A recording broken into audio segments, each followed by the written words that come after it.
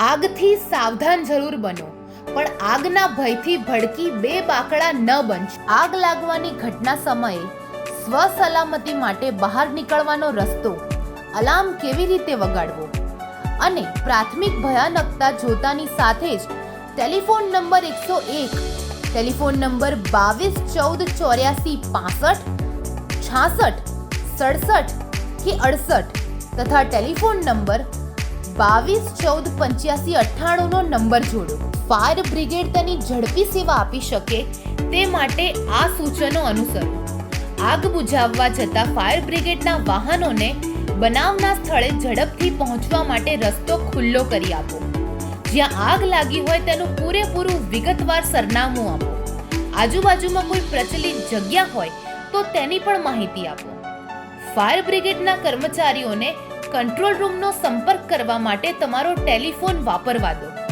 તમારી કાર, ટ્રકો કે અન્ય વાહનો ફાયર પંપ, અંડરગ્રાઉન્ડ પાણીની ટાંકી પાસે ઊભી જ ન રાખો.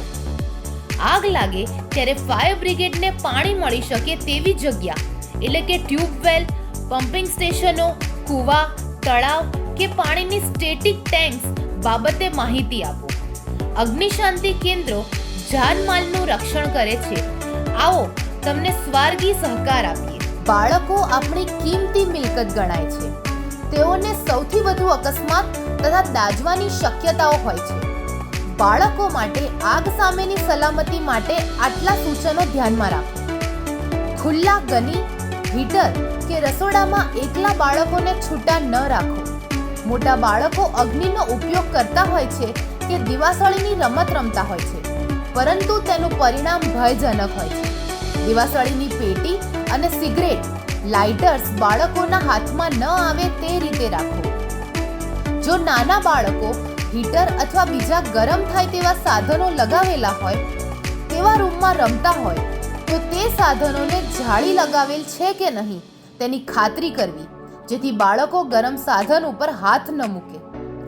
ઇલેક્ટ્રિક પ્લગ અને સોકેટ એવી રીતે રાખો કે જેથી બાળકો તેમાં વાયર, ધાતુનું કોઈ સાધન કે તેઓની આંગળી સોકેટમાં ન નાખી શકે. જો આગ લાગે ત્યારે એલાર્મ વગાડો. ફાયર બ્રિગેડ ટેલિફોન નંબર 101 અને ટેલિફોન નંબર 102 ઉપર જાણ કરો. તમારી પાછળના બધા જ બારી બારણા બંધ કરો. વહીવટ કરતા માણસને જાણ કરો. 60% જેટલી આગ મોટે ભાગે વીજળીના મૂળ કારણો જેવા કે શોર્ટ સર્કિટ, ઓવરહીટિંગ, ઓવરલોડિંગ, હલકી કક્ષાના સાધનોનો વપરાશ, ગેરકાયદેસર વીજળીના વાયરોનું જોડાણ, અયોગ્ય ઇલેક્ટ્રિકલ વાયરિંગ, બેકાળજી અને અજ્ઞાનતાના કારણે લાગતી હોય છે. જરૂરી સૂચનાનો અમલ ન કરવામાં આવે તો આગ ભયાનક બને છે અને મોટા અકસ્માતો થવાની શક્યતાઓ રહે છે. આ માટે વીજળીથી લાગતી આગ સામે સલામતી રૂપે આ પગલાં ચોક્કસ લો. ISI દ્વારા પ્રમાણિત કરેલા સાધનો વાપરવા.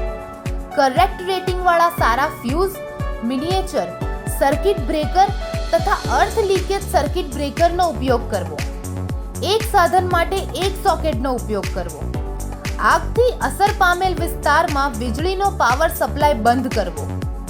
આગની સામે મોટી સલામતી માટે ફ્યુઝ તથા સ્વિચો મેટાલિક ક્યુબિકલ્સથી માઉન્ટેડ કરવા જોઈએ. વીજળીના દોરડાઓ ગરમ તથા ભીની જગ્યાએથી દૂર રાખવા. સાધનોના ઉપયોગ પછી તેની સ્વિચ બંધ કરવી અને પ્લગ સોકેટમાંથી બહાર કાઢી લેવું. તૂટેલા પ્લગ તથા સ્વિચો બદલી નાખો. લાંબા સમય માટે ઘરની બહાર જતા હોય ત્યારે મેઇન સ્વિચ બંધ કરો. વીજળીથી લાગતી આગ સામે સલામતી રૂપે આટલું ન જ કરો, જેમ કે હલકી પ્રકારના ફિક્ચર્સ તથા સાધનો ન વાપરો. વાયરિંગમાં કામચલાઉ કે ખુલ્લા સાંધા ક્યારેય ન રાખો. વાયરને સાદડી, ચટાઈ અથવા બારણા પરના રસ્તા નીચેથી પસાર ન કરશો. જો તે દબાણમાં આવે તો તેના કારણે શોર્ટ સર્કિટ થાય છે. સાધનોના વાયરને લટકતા ન રાખો.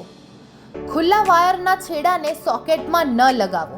રહેણાંક વિસ્તારમાં આગ સામે અગમચેતીના પગલાં રૂપે આટલું અવશ્ય કરો. રાંધતી વખતે ઢીલા તથા ખુલ્લા કપડાં ન પહેરો. ખાસ કરીને સિન્થેટિક કપડાં જ ન પહેરો. ઘરને